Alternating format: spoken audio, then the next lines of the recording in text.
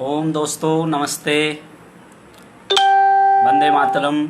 मैं स्वामी पुण्यदेव आज किसी विशेष उद्देश्य से आपके बीच लाइव आया हूँ। और जैसे कि मैंने शीर्षक लिखा है इस फेसबुक लाइव चैट में, यज्ञ के वैज्ञानिक पहलू। यज्ञ, कोई भी आपके घरों में शुभ काम होता है, कोई त्यौहार होते हैं, किसी का नामकरण संस्कार होता है या अन्य शादी ब्याह कुछ भी कार्यक्रम आपके घरों में आयोजित होते हैं तो यज्ञ करते हैं। तो यज्ञ पहले तो सुबह शाम रोज अग्निहोत्र यज्ञ किया जाता था। वैदिक काल में, आज से 2500-3000 हजार साल पुराने भारत की ओर दृष्टि डालें तो ये जो यज्ञ भारतीय वैदिक सनातन संस्कृति में किया जाता है, इसके वैज्ञानिक पहलू क्या हैं शायद आपको भी पता नहीं होंगे। एक सामान्य व्यक्ति जो नास्तिक व्यक्ति है, अगर उससे आप पूछेंगे यज्ञ हवन क्यों करते हैं, वो तो कहेगा इससे पॉल्यूशन होता है, इससे पर्यावरण दूषित होता है। तो इन्हीं सारे आप हजारों की संख्या में इससे मुझसे अभी जुड़ेंगे। मैं आप सभी से निवेदन करूंगा, क्योंकि एक खास मेहमान को आपके बीच में लाया हूं आपके उन शंकाओं के समाधान के लिए। मैं पतंजलि योगपीठ हरिद्वार से स्वामी पुण्यदेव आपके बीच हूं, और यज्ञ के वैज्ञानिक पहलू, जिससे कि किसी भी नास्तिक व्यक्ति या किसी अलग मत पंथ समुदाय के व्यक्ति को आप तर्कों के आधार पर यह समझा सकें कि क्यों भारतीय वैदिक सनातन संस्कृति में यज्ञ किया जाता है, हवन क्यों किया जाता है। क्यों एक साइंटिस्ट से, एक सामान्य वैज्ञानिक से आप बात करेंगे, वो तो कहेंगे कि इससे पॉल्यूशन होगा। एक नास्तिक व्यक्ति से भी पूछेगा, कहोगे कि आप हवन क्यों करते हैं, तो वो कहेंगे कि इससे पॉल्यूशन होता है। तो उन तथ्यों को आप वैज्ञानिक रूप से, जिन्होंने साइंटिफिक प्रूफ किया है, ऐसे रिसर्च किए हैं, उन बातों के समाधान के लिए मेरे साथ आज पूज्य हमारे परम आदरणीय पूज्य आचार्य यज्ञदेव महाराज जी मेरे साथ लाइव हैं। और उनके विषय में मैं इतना ही कहना चाहूँगा, उन्होंने यज्ञ में 5-6 साल से उसके रिसर्च चल रहे हैं। साथ ही साथ वैदिक जो आर्ष ग्रंथों का, वेद उपनिषद दर्शनों का आज स्वामी जी ने अध्ययन किया है। और जो पतंजलि का आस्था चैनल है और वैदिक चैनल है, उसमें यज्ञ पर उनका रोज का एपिसोड भी आता ही है, और आप लोग जानते भी होंगे। आप सभी भाई बहनों से मैं निवेदन करता हूं, सर्वप्रथम उनसे चर्चा शुरू करूं कि इस वीडियो को आप शेयर कर लें। शेयर करने से अधिक लोगों को, जो इससे आपके मित्र हैं, आपके फेसबुक से जुड़े हैं, उन लोगों को भी हम इस डिबेट से जोड़ पाएंगे। आप लोगों के भी प्रश्न आप सबसे निवेदन करूंगा, कुछ देर तक स्वामी जी से मैं एक एक विषय पे चर्चा करूंगा। उसके बाद आपके प्रश्न भी इसमें लूंगा कि आपकी जो शंका समाधान है उनके भी उनका निवारण भी होगा, और वो स्वामी जी से मैं धीरे धीरे बात करूंगा इन विषयों में।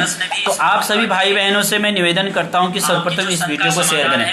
आचार्य जी, सर्वप्रथम आपका स्वागत है। फेसबुक के काफी भाई बहन तो आपको भी जानते होंगे, मेरे साथ आपको देख रहे हैं, और सभी भाई बहन नमस्ते भी कर रहे हैं। स्वामी जी, यज्ञ की परंपरा, सर्वप्रथम पहला प्रश्न यही है, और कि यज्ञ, अन्य विषयों पर हम बाद में आएंगे, यज्ञ क्यों किया जाता है, एक सरल क्यों करना चाहिए यज्ञ, ईश्वर प्राप्ति में सहायक है या क्या है, क्या इसके लिए आप कहना चाहेंगे, यज्ञ क्यों करें? हमारे ऋषि मुनियों ने जो यज्ञ की परंपरा हमें दी है, यह यज्ञ 1, 2, 4, 5 लाभ नहीं, अपितु शुचि जीवो अग्नि सहस्रारंभ, अनेकों लाभ प्राप्त करने के लिए यज्ञ किया जाता है। और एक दैनिक यज्ञ की हम बात करें तो जो दैनिक यज्ञ नित्य प्रति जो घर में करना होता है, वह यज्ञ को भी हमें अनिवार्य रूप से करने के लिए कहा है। और हमारे ऋषियों ने उसके पीछे कई सारी बातों को देखा। उसमें से एक मैं आपके सामने एक नॉर्मली, सहज, सामान्य और सामान्य से सामान्य व्यक्ति को भी समझ में आए और लॉजिक के साथ ऐसी एक छोटी सी मैं बात आपको रख करके इसका एक महत्वपूर्ण जो पहलू है उसके ऊपर आपकी दृष्टि डालना चाहूंगा। हम पूरी धरती पर जितने प्रकार के पदार्थ देखते हैं, उसमें से जो भी पदार्थ है वो 3 रूपों में पाए जाते हैं, ठोस, द्रव एवं गैस। ये तीनों रूपों में जो मनुष्यगण हैं वो आहार लेते हैं। हम आहार लेते हैं ठोस रूप में, चावल है, रोटी है इत्यादि हम आहार लेते हैं। इसी प्रकार से हम जो अन्य आहार, दूसरा हम कोई आहार लेते हैं तो वो है द्रव रूप में, जैसे पानी, छाछ, जूस आदि। और तीसरा हमारा कोई आहार है तो वह है वायु, जो हम नासिका के माध्यम से लेते हैं। अब ये 3 प्रकार के हम आहार, 3 प्रकार के धरती पर पदार्थ पाए जाते हैं और इन तीनों प्रकारों के हम आहार लेते हैं। इन तीनों प्रकारों के जो हम आहार लेते हैं उसमें सबसे पहला जो भोजन आदि होता है वो साइंटिफिक रूप से भी माना जाता है कि हमारी एनर्जी का मात्र 20% हिस्सा होता है। और हम अपने जीवनचर्या में लॉजिक के साथ, तर्क के साथ भी यदि हम देखें तो हम जो भोजन करते हैं वो दिन में हम कितनी बार करते हैं? 2 से 3 बार भोजन करते हैं। इसी प्रकार से हम द्रव रूप आहार कितनी बार लेते हैं? 5 से 10 बार लेते हैं दिन भर में। इसी प्रकार गैस रूप आहार हम कितनी बार लेते हैं? 24 घंटे, 365 दिन, एनी टाइम हम लेते हैं इस आहार को।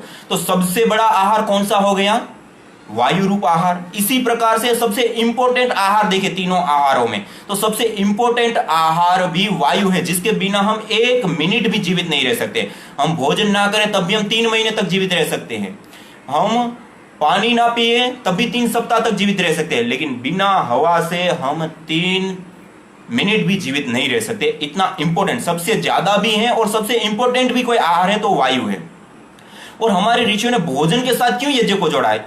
यज्ञ को भोजन करने से पूर्व अनिवार्य रूप से करने के लिए, यज्ञ अशिष्टासीन संतो मुच्यन्ते सर्व किल्वी से, जो यज्ञ करने के बाद भोजन को ग्रहण करता है वो सभी किल्वी, सभी पाप, सभी प्रकार के जो भी दोष दुर्गुण हैं, अज्ञानताएं हैं, दुख है, उससे मुक्त हो जाता है। और भुज्यन्ते तो त्वगम पापा ये पचन्ति आत्म कारण, और जो केवल अपनी पेट की पूर्ति के लिए और बिना यज्ञ के भोजन को ग्रहण करता है वो पाप को खा रहा है, अन्न को नहीं खा रहा है। ऐसे कठोर शब्दों में भगवान श्री कृष्ण जी ने 3रे अध्याय में कहा। क्यों?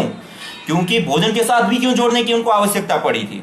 क्यों? क्योंकि हम इसको भोजन के साथ इसलिए जोड़ते कि हम जो भी आहार ले रहे हैं उन सारे आहारों में सबसे बड़ा, सबसे ज्यादा और सबसे इंपॉर्टेंट कोई आहार है तो वह है वायु, जिसके माध्यम से हम सबसे ज्यादा एनर्जी, 80% एनर्जी लेते हैं। और इसी प्रकार से पेड़ पौधे भी, पेड़ पौधे हम जैसे 80% एनर्जी वायु से लेते हैं, तो पेड़ पौधे 95%, 95% अपना आहार वायुमंडल से लेते हैं।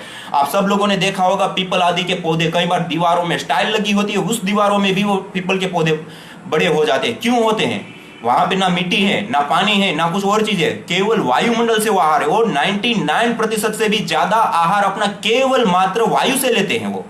और इसी प्रकार भूमि पर भी वो अपना आहार भूमि से बहुत कम मात्रा में लेते हैं, वायुमंडल से सबसे बड़ा उनका आहार होता है। इसी प्रकार मनुष्य के लिए, इसी प्रकार अन्य कीट पतंग पशु पक्षी, सारी जो चर अचर जगत है, सारे जो जीव हैं, उन सब के लिए ये सबसे इंपॉर्टेंट आहार वायु है। उस वायु को शुद्ध करने का, उस वायु को पवित्र करने का, उस वायु को स्वास्थ्य कारक, रोग निवारक और पुष्टि कारक बनाने का कार्य यज्ञ के माध्यम से होता है। इस मेन बिंदु को हमारे ऋषियों ने देखा, इसलिए यज्ञ भोजन से पूर्व अनिवार्य रूप से करने के लिए हमें कहा है। तो स्वामी जी, जैसे कि आपको एक आप सभी भाई बहनों से निवेदन करूंगा कि इन्हीं का कोई पार्ट छूट भी जाए, इस वीडियो को हम इसी में शेयर करेंगे, उसके बाद आप इसको तसल्ली से सुन लेना अकेले से। एक विषय में स्वामी जी ने इस पर पूर्ण रूप से रिसर्च, अभी एक विषय आगे हम लेंगे, आपको बहुत इसमें अच्छा लगेगा। और आप सभी भाई बहनों से निवेदन कर रहा हूँ कि इसको शेयर भी कर ले। स्वामी जी, सबसे बड़ा विषय यह है, यज्ञ में जैसे कहते हैं कि एक सामान्य जो इंजीनियरिंग का स्टूडेंट होता है वो कहते हैं कि जैसे अग्नि, जब लकड़ी पर आग लगती है तो उससे तो कार्बन डाइऑक्साइड जनरेट होता है, पॉल्यूशन बढ़ता है। तो क्यों वैदिक सनातन संस्कृति में यज्ञ के द्वारा यह कहा जाता है कि ये तो कीट वायु को शुद्ध करने का एक कारण है? और तो ये वैज्ञानिक पहलू क्या है? आप वैज्ञानिक तरीके से, क्योंकि अधिकतर जो पढ़े लिखे भाई बहन इसमें मेरे से जुड़े हैं, तो वैज्ञानिक पहलुओं के आधार पे बताइए, क्या ये सिद्ध हुआ है कि यज्ञ करना और एक सामान्य रूप से अग्नि, भोजन के लिए जैसे अग्नि हम जलाते हैं, प्रज्वलित करते हैं, तो वो डिफरेंट चीज है और यज्ञ करना डिफरेंट चीज है? यज्ञ के वैज्ञानिक पहलू क्या है विज्ञान के आधार पर, कि यज्ञ करने से, अग्नि लगाने से जब कार्बन डाइऑक्साइड जनरेट नहीं होती, बल्कि कार्बन डाइऑक्साइड नहीं, ऑक्सीजन निकलती है, या जो लाभकारी जो गैसें निकलती है, ऐसा कुछ है क्या? जी, इस विषय पर पूरी दुनिया में सबसे ज्यादा बहस चलती है और बीच में यूपी आदि में इसके ऊपर कानून आदि बनने का और प्रदूषण बढ़ता है, इस प्रकार की बहुत चर्चाएं बढ़ी थी। एक बहुत बड़ा हिंदू संस्कृति, याज्ञिक संस्कृति है, उसके ऊपर प्रश्न चिन्ह है। वास्तव में हम देखें तो कोई भी चीज हम जलाते हैं, वह चीज वस्तु जल करके कन्वर्ट होती है, परिवर्तित होती है, बदलती है। हम जो उसको नाश कहते हैं, नाश कारण लय, अपने कारण में लय हो जाता है, ऐसे हमारे ऋषियों ने सूत्र बताया है। और जो भी पदार्थ जलता है वो परिवर्तित होता है, दूसरे फॉर्म में कन्वर्ट होता है। अब जैसा पदार्थ हम जलाएंगे उसी प्रकार की गैस बनेगी या इसी प्रकार के पार्टिकल बनेंगे। अब मूल बात है कि हम जला क्या रहे हैं। हम जलाने में रॉ मटेरियल जो है वो यदि बेस्ट है, अच्छा है, पुष्टिकारक है, सुगंधी कारक है, जो अच्छा पदार्थ है उसको जलाएंगे तो उसका अच्छा इफेक्ट होगा। इसी प्रकार बुरा पदार्थ को जलाएंगे तो बुरा इफेक्ट। जैसे भोजन है हमारे सामने, हम बुरा भोजन खाएंगे जिसमें गंध आ रही है, वासी हो गया है या फिर बैक्टीरिया आदि पड़ गया, उसको हम खाएंगे तो क्या होगा, स्वास्थ्य हमारा बिगड़ेगा। इसी प्रकार से अच्छा भोजन खाएंगे तो अच्छा। मूल है कि रॉ मटेरियल क्या है।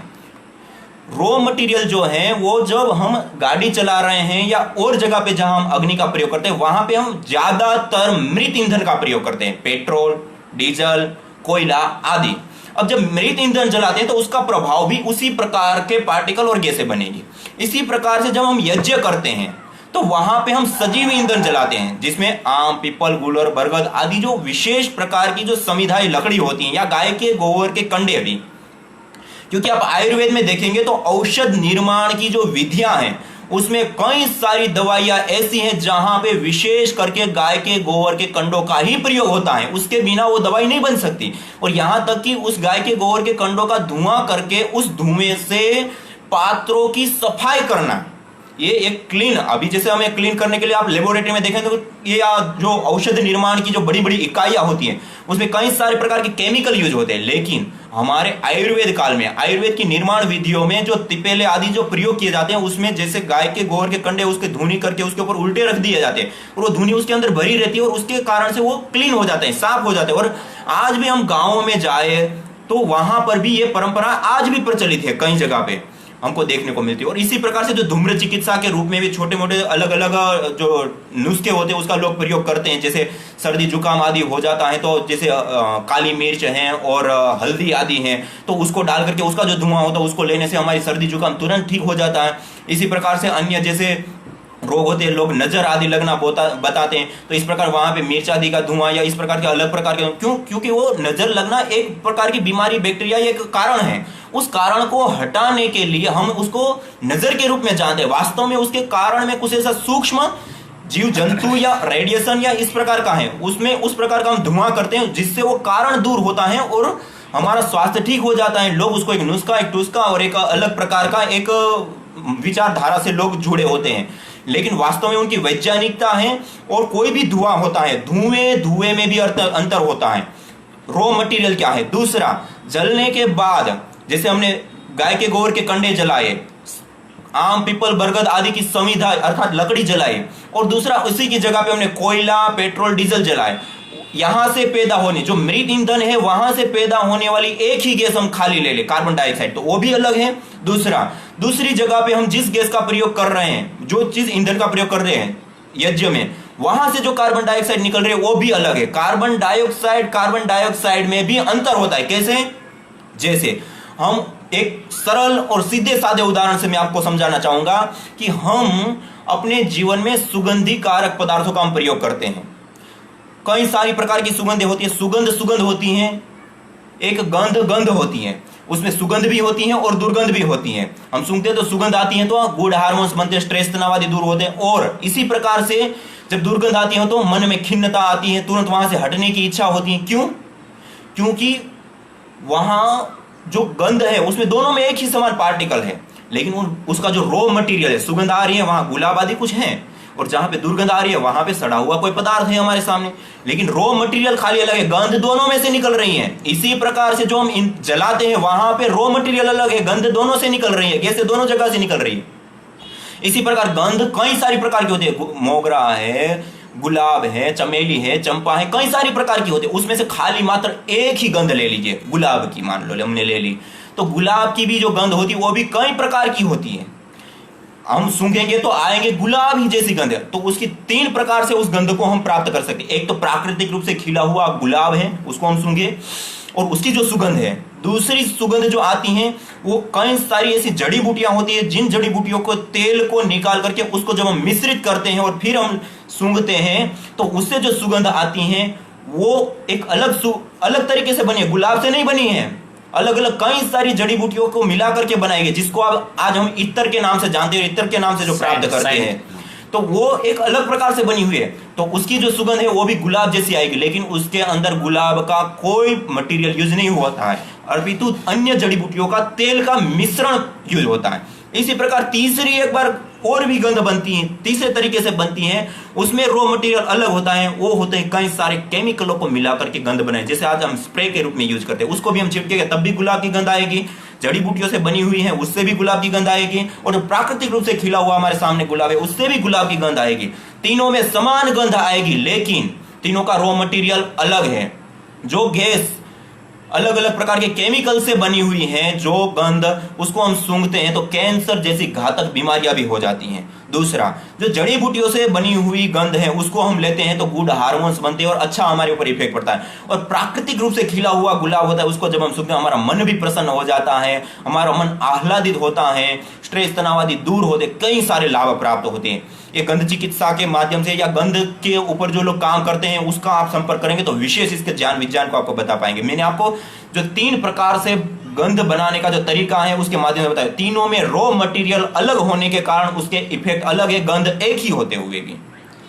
इसी प्रकार से यहां पे भी कार्बन डाइऑक्साइड एक ही गैस है, लेकिन रॉ मटेरियल क्या है, जो रॉ मटेरियल जलाया जाएगा उसके आधार पे जो भी कार्बन डाइऑक्साइड या अन्य भी गैसें बनेगी वो सब अलग अलग इफेक्ट डालेगी। और साइंटिफिक रूप से भी यह सिद्ध हुआ है कि जो कार्बन डाइऑक्साइड यज्ञ के माध्यम से निकलती है या और भी गैसें निकलती हैं, वहां से जो निकलने वाली गैस है उसके साथ हम जड़ी बूटियां भी जलाते हैं, तो जड़ी बूटियों के जो विभिन्न तेल हो वो बाष्पीभूत होकर के उन कणों के साथ युक्त होते हैं। दूसरा, उसके साथ हम घी भी जलाते हैं, जिसके कारण उसमें स्निग्धता होती है, और वो स्निग्धता के साथ वो वायुमंडल में आते हैं, और उसके साथ विभिन्न प्रकार के जड़ी बूटियों के ऑयल्स भी होते हैं, उनके परमाणु भी होते हैं। उसको जब हम इनहेल करते हैं तो सबसे पहले हमारी ग्रंथि को प्रभावित करते हैं, जिसके कारण गुड हार्मोन्स बनते हैं, स्ट्रेस तनाव आदि सबको मुक्ति दिलाता है और मानसिक शांति को प्रदान करता है। दूसरा, वो पार्टिकल जब हमारे लंग्स तक जाते हैं तो हमारे लंग्स के ऊपर भी गुड इफेक्ट डालते हैं, और उसके लंग्स के माध्यम से रक्त के माध्यम से हमारे पूरे शरीर में घुल जाते हैं और पूरे शरीर को निरोगी बनाने का काम करते हैं। और मैं आपको एक सबसे आदर्श रूप में इसको प्रस्तुत करने के लिए हमने जो काम किया उसका एक उदाहरण देकर के मैं बताना चाहूंगा। सामान्य रूप से जो पार्टिकल PM 2.5 और PM 10 आपने सुना होगा, हर शहरों में बढ़ जाता है और जिसको हम प्रदूषित वायु कहते हैं। दूसरा, जहां पे कार्बन आदि कुछ गैसों के एक रेशियो तक हमारे लिए लाभकारी भी होता है, लेकिन उस रेशियो से पार जाने के बाद वो हमारे लिए हानिकारक हो जाता है, और उस वायु को हम प्रदूषित वायु कहते हैं। उस वायु के कारण कई सारी प्रकार की बीमारियां होती है, उसको इनहेल करते हैं तो हमारे ब्रेन से संबंधित जो सेल होते हैं वो डिजनरेट होते हैं और नेगेटिव हार्मोन्स बनते हैं, और स्ट्रेस तनाव चिड़चिड़ापन आदि बढ़ता है, और कई सारी प्रकार की मानसिक बीमारियां, स्मृति शक्ति का ह्रास आदि, बुद्धि का नाश आदि होता है। लेकिन जो यज्ञ से उत्पन्न गैसें हैं उसको जब हम इनहेल करते हैं, उसमें कार्बन डाइऑक्साइड भी है, उसमें PM 2.5 PM 10 आदि पार्टिकल भी हैं, उसको जब हम इनहेल करते हैं तो उसको इनहेल करने से हमारी लंग्स की कैपेसिटी बढ़ती है, उससे हमारे ब्रेन के सेल मजबूत होते हैं। 2 उदाहरण मैं दूंगा। एक पहला जिसमें हमने स्वयं ने काम करके देखा, जिसमें हमने 40 लोगों को लिया और 20 लोगों के ऊपर हमने प्रतिदिन बंद हॉल के अंदर यज्ञ करके सारा धुआं जब उस हॉल में भर गया, उसी में उनको बिठा करके 1 महीने तक सुबह शाम दैनिक यज्ञ करा करके हमने देखा कि इस धुआं का जब कहा जाता है कि पार्टिकल बढ़ जाते हैं, गैसें बढ़ जाती हैं, और वो जब हमारे अंदर जाती हैं तो हमारी लंग्स की कैपेसिटी घटती है। वो घटती है या नहीं घटती है वो हम देखना चाह रहे हैं, और हमने जब प्रयोग करके देखा तो उसकी जो लंग्स कैपेसिटी थी 1 महीना 5 दिन हमने यज्ञ कराया, उसके बाद उसकी लंग्स कैपेसिटी दोबारा नापी गई तो उसकी लंग्स कैपेसिटी 1 महीने यज्ञ करने से वो 15 महीने और अधिक जी सकते हैं। उतनी लंग्स की कैपेसिटी बढ़ गई उस धुएं में, उस वातावरण में रहने से।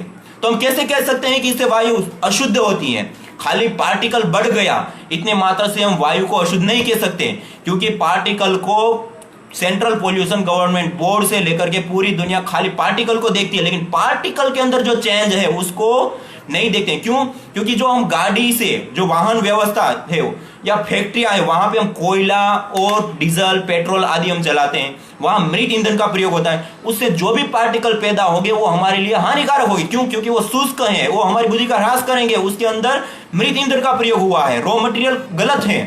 और यज्ञ में सजीव ईंधन होता है, सबसे अमृत तुल्य घृत होता है, अमृत तुल्य औषधियों की जड़ी बूटियों के छोटे छोटे पार्टिकल के रूप में, मॉलिक्यूल्स रूप में वो औषधियां होती हैं, वो सब उसके साथ युक्त होकर के देश देशांतर को, वायुमंडल को प्राप्त होती है। और उसमें श्वास लेते हैं तो उल्टा हमें कई गुने लाभ प्राप्त होते हैं। ये एक बहुत बड़ा पहलू है। पार्टिकल पार्टिकल में अंतर होता है, गैस गैस में अंतर होता है, जिसके लिए मैंने पहले उदाहरण बताया। और दूसरा, हमने जो प्रैक्टिकल करके देखा, लंग्स की कैपेसिटी जो उच्च लेवल का जो चेकअप होता है उसको करके, तो उसमें भी यह चीज पाई गई। और उतना ही नहीं, उससे अतिरिक्त मैं एक उदाहरण और देना चाहूंगा जो सबसे ज्यादा आकर्षक आपके लिए रहेगा। एक बहन थी जिनको ब्रेन ट्यूमर हो गया। ब्रेन ट्यूमर होने के बाद उन्होंने डॉक्टर लोगों को बताया, तो उन्होंने कहा कि ब्रेन से संबंधित हमें इसका ऑपरेशन करना पड़ेगा, इससे अलावा इसका कोई इलाज नहीं है। उन्होंने ऑपरेशन के लिए जब बात की, तो ऑपरेशन के करने से पहले डॉक्टर लोगों ने कहा कि ये ब्रेन ट्यूमर इस प्रकार का है कि इसके कारण से उनका स्वास्थ्य 100% ठीक हो, वो हम नहीं कह सकते। 5% चांसेस है कि हम इस ऑपरेशन को सक्सेस कर पाए, और 95% ये चांस है कि वो कोमा में चली जाएगी। और वास्तव में उन्होंने ऑपरेशन कराया, और ऑपरेशन कराने के बाद वो कोमा में चली गई। उसके बाद 2-3 हॉस्पिटल उच्च क्वालिटी के जो मुंबई में हैं उसमें उन्होंने इलाज करवाए, खाली कोमा से बाहर लाने के लिए उस बहन को, और करीब 25 लाख से अधिक खर्च हो गया, लेकिन वो कोमा में से बाहर नहीं आई। उसके बाद उनके पास पैसा खत्म हो गया। उसके बाद वो सरकारी हॉस्पिटल में ले गए, और सरकारी हॉस्पिटल में भी उनका कई दिनों तक इलाज चला। फिर उन्होंने भी जवाब दे दिया कि ये कोमा से बाहर अब नहीं आ पाएगी, इसकी ऐसी सेवा कीजिए, खाने पीने के लिए नलियां लगी है, जाने के लिए नलियां लगी है, बेड के ऊपर हमेशा सोई हुई है।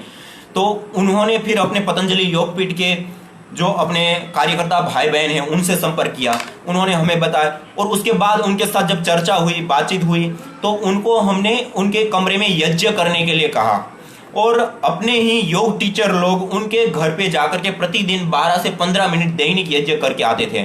और आप आश्चर्य करेंगे, कई महीना तक अलग अलग उच्च लेवल क्वालिटी की चिकित्साएं लेने के बाद, 20-25 लाख से अधिक खर्च करने के बाद भी जो बीमारी ठीक नहीं हुई, वो बीमारी केवल मात्र 3 महीना कंटिन्यू उनके कमरे में यज्ञ करने मात्र से वो कोमा में से तो बाहर आ गई, लेकिन उसके साथ साथ अब 3 महीने के अंदर अंदर अपने नित्य कर्म भी वो स्वयं करने लगी।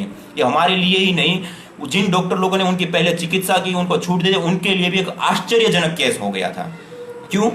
इसके माध्यम से क्या हुआ, वो कोई आहार उस प्रकार से नहीं ले, लेकिन श्वास तो वो निरंतर ले रही थी, कोमा में थी तब भी, और यज्ञ किया गया, उससे जो ऊर्जा निर्माण हुई, जो विशेष प्रकार की गैसें हुई, उसको उन्होंने इनहेल किया, और उसके माध्यम से ब्रेन से संबंधित जो हार्मोन्स के ऊपर उसका इफेक्ट हुआ, या उसके साथ साथ लंग्स के ऊपर गई, और लंग्स के माध्यम से जो इफेक्ट हुआ, इसके कारण वो कोमा में से बाहर आ गई। तो हम कैसे कह सकते हैं कि वायु यज्ञ को करने से जो वायु का निर्माण हुआ, उसमें चाहे कार्बन डाइऑक्साइड है, कार्बन मोनोऑक्साइड है, या फिर इथेन, मीथेन, प्रोपेन से लेकर कोई भी गैस है, जो भी यज्ञ के माध्यम से निकलते, वो गैसें हैं या पार्टिकल है, वो हमारे लिए 1% भी हानिकारक नहीं होता है। और यदि हानिकारक होता है तो हमारे ऋषि भी इतना अनिवार्य रूप से दैनिक यज्ञ अपने घर में करने के लिए क्यों कहते? वो भी तो जानते थे सारा स्वास्थ्य विज्ञान जो आज तक हमारे आधुनिक मॉडर्न साइंस ने नहीं किया, वहां तक की सर्च और उस वहां तक का ज्ञान तो हमारे ऋषि पहले ही दे करके चले गए। हम तो रिसर्च कर रहे हैं, सर्च नहीं कर रहे, रिसर्च करते हैं। जो भी करते हैं वो कि हमारे ऋषियों ने जो पहले किया है उसी के ऊपर काम करते हैं दोबारा। जैसे मोबाइल के ऊपर सर्च करते हैं और यहाँ पे रिसर्च होता है दोबारा, जो पहले हो चुका है उसी को हम दोबारा करते हैं अपने पैमानों पर। तो हमारे ऋषियों ने जो भी बातें बताई वो साइंटिफिक बताई, वो सही बताई। और चिकित्सा के क्षेत्र में भी हम आयुर्वेद शास्त्र में देखें तो सैकड़ों प्रकरणों में ये वर्णन है कि इस बीमारी के लिए इन इन चीजों का धुआं करें, इस धुनी से धुनित करें, इस धुएं को दे तो इस धुएं से ये बीमारी ठीक होगी, ये बीमारी ठीक होगी। और आज विदेशी लोग भी गाय के गोबर के कंडों का चूर्ण का धुआं करके उसके धूम्रपान करा करके अस्थमा और दमा की बीमारियां दूर कर रहे हैं। और आज हमने भी कई सारे लोगों के ऊपर जब परीक्षण किया तो अस्थमा दमा जैसी बीमारियां भी ठीक हो जाती है, लेकिन उसके लिए सही सामग्री हो, उसके लिए सही घी हो, सही विधि हो और सही तरीके से करते हैं तो निश्चित रूप से अस्थमा, दमा जैसी जो लंग्स से संबंधित बीमारियां और विशेष करके टीबी भी इस लंग्स के माध्यम से जो रोग होते हैं वो ठीक होते हैं। और फूंदनलाल अग्निहोत्री करके एक बहुत बड़े आदर्श विद्वान हुए जिन्होंने अपने पूरे जीवन भर यज्ञ किया, कराया और यज्ञ के माध्यम से विशेष करके टीबी, अस्थमा, दमा आदि जो रोग होते हैं उसके ऊपर उन्होंने चिकित्सा की और एक पूरी पुस्तक ही खाली टीबी के लिए लिखी है उन्होंने कि कौन सी स्टेज की टीबी में कौन सी सामग्री का, जड़ी बूटियों का हमें प्रयोग करना चाहिए और उसके माध्यम से टीबी ठीक कर सकते हैं। और उन्होंने अपने जीवन में कईयों ऐसे टीबी के पेशेंट थे जिनको यज्ञ के माध्यम से उन्होंने ठीक किया था और उन्होंने अपनी पुस्तक में सारा उल्लेख दिया है। अग्निहोत्र चिकित्सा करके हैं फूंदनलाल अग्निहोत्री जी के, तो उसमें भी हम देख सकते हैं। और इसी प्रकार से यज्ञ से संबंधित अन्य कई सारे ज्ञान, विज्ञान और कई सारे लाभ है। स्वास्थ्य लाभ सबसे पहला जुड़ा हुआ है, क्योंकि हम जो चिकित्साएं लेते हैं या जो हम आहार भी ले रहे हैं, हम भोजन रूप जो आहार लेते हैं, सामान्य से सामान्य हम आहार के ऊपर ही जाए तो भोजन रूप आहार हमारा 20% हिस्सा होता है, बहुत कम होता है। जबकि वायु हम 24 घंटे 365 दिन सोते हैं, खाते हैं, पीते हैं, बैठते हैं, नहाते हैं, बोलते हैं, कुछ भी कर रहे हैं, हर पल हम इस श्वास को ले रहे हैं। और ये जो हमारी एनर्जी, ऊर्जा, प्राणवायु है, जिसके बगैर हम 1 मिनट से ज्यादा जिंदा भी नहीं रह सकते यदि हम इसको छोड़ दे तो ऐसी जो इंपॉर्टेंट, सबसे महत्वपूर्ण जो वायु आहार है, उस वायु को शुद्ध, उस वायु को पवित्र, रोग निवारक, शक्तिशाली, एनर्जी से युक्त करने का सर्वोत्तम कोई साधन है तो वो यज्ञ हमारे ऋषियों ने देखा है। इसीलिए अनिवार्य रूप से हमें यज्ञ करने के लिए कहा है। और इतना ही नहीं, ये यज्ञ स्वास्थ्य के लिए तो है, ये तो एक तो सामान्य रूप से हो गया। इसके साथ साथ जो हमारे शरीर में विभिन्न प्रकार के रोग होते हैं, उन रोगों को ठीक करने के लिए भी यज्ञ का प्रयोग है। इसलिए कई सारे ग्रंथों में ये वर्णन भी है।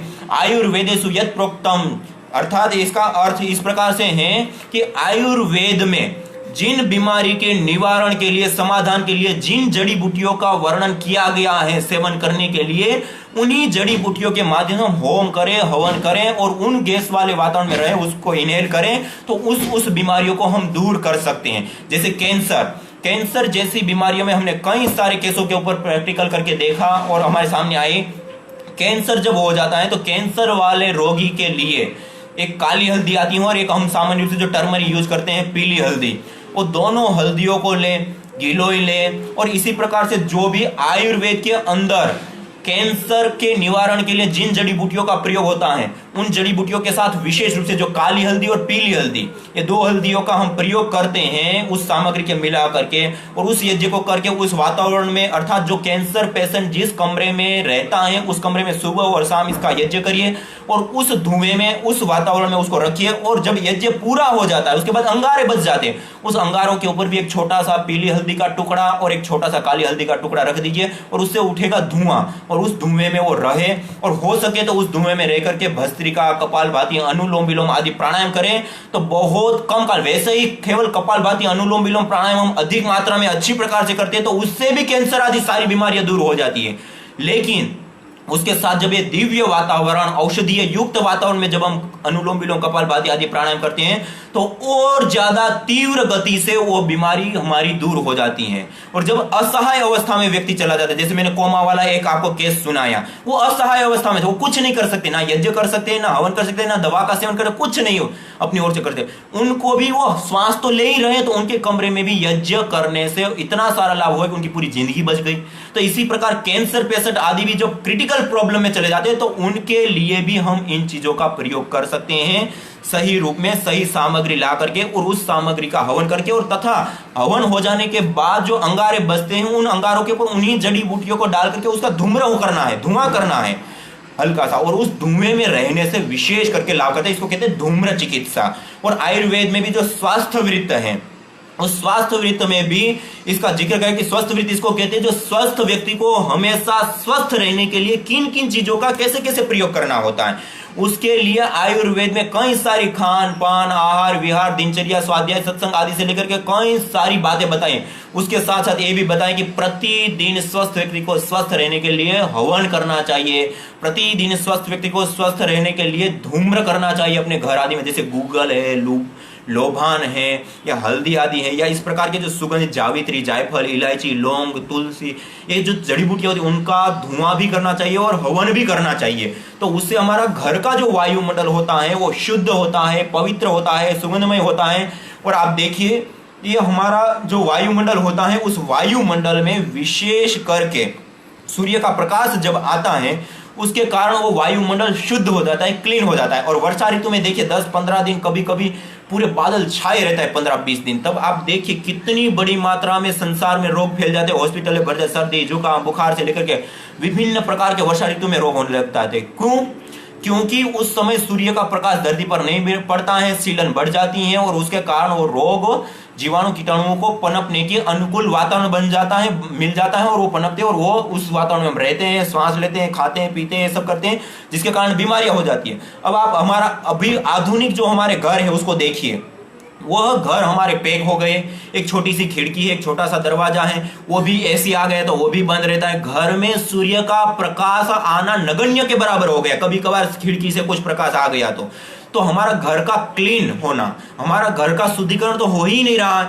तो वैसे हम उसका फिर प्रयोग करेंगे, किस प्रकार से हम इससे बच सकते हैं? और आज आप देखिए, आज से 25-50 साल पहले हमारे दादा दादी की जो जीवन है उसको ही आप देखिए, उनको पूछिए आपने कभी कैंसर जैसी बीमारी सुनी थी, हार्ट अटैक जैसी बीमारी सुनी थी? ऐसा केस आपके परिवार में कोई किसी को हुआ है? कोई हार्ट अटैक से मरा है, कोई कैंसर से मरा है? कोई बताएंगे ही नहीं। और गांव गराज में एकाध चिकित्सक होता था जो सारी बीमारियों का इलाज करता रहता था। आज हमारे पास इतना इंफ्रास्ट्रक्चर है, इतनी टेक्नोलॉजी है, इतने विशेषज्ञ डॉक्टर हैं, आंखों के लिए अलग, दांतों के लिए अलग, हड्डियों के लिए अलग और अलग अलग बीमारियों के लिए अलग अलग विशेषज्ञ, अलग अलग जड़ी दवाइयां हैं और सब कुछ इंफ्रास्ट्रक्चर के लेकर के टेक्नोलॉजी सब कुछ होते हुए भी आज रोगी बढ़ रहे हैं। क्यों बढ़ रहे हैं?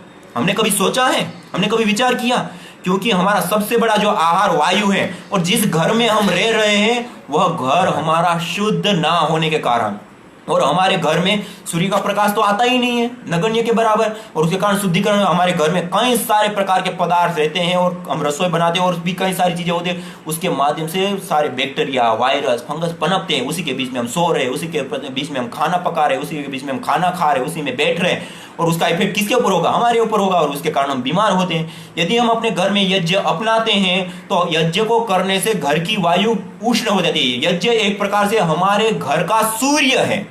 हम अपने घर में जब यज्ञ करते हैं तो घर की वायु उष्ण होकर के बाहर की ओर निकल, उष्ण होने से वायु ऊपर उठती है, ऊपर उठने से वो बाहर निकल जाती है और बाहर की ताजी वायु अंदर आ जाती है। उसके साथ साथ वो वायु मेडिसिनल गुणों से युक्त हो जाती है, जिसके कारण हमारे घर में कई बैक्टीरिया, वायरस, फंगस आदि हैं वो भी दूर हो जाते हैं। और उसके साथ साथ जो रेडिएशन आज की एक सबसे बड़ी समस्या है हमारे घर में, टेलीविजन से लेकर के लैपटॉप, कंप्यूटर आदि से लेकर के विभिन्न प्रकार के एलईडी लाइट से लेकर के, इसके साथ साथ जो वायरिंग हमारे घर में होते हैं, बड़े बोर्ड होते हैं, बड़ी स्विचें जो होती हैं उसके माध्यम से भी रेडिएशन पैदा होते हैं, कार्बनिक पदार्थ होता है। इस प्रकार से मोबाइल आदि कई सारे स्रोत हैं जो रेडिएशन पैदा करते हैं अलग अलग प्रकार के, और उन रेडिएशनों के जाल के बीच में हम रहते हैं और उसका भी हमारे ब्रेन के ऊपर, हमारे मस्तिष्क के ऊपर और हमारे पूरे शरीर के ऊपर इफेक्ट होता है, उससे भी बीमारियां होती हैं। जबकि हम यज्ञ करते हैं तो उससे रेडिएशन भी दूर हो जाता है और एक नहीं 3 लोगों ने इस बात को सिद्ध किया है।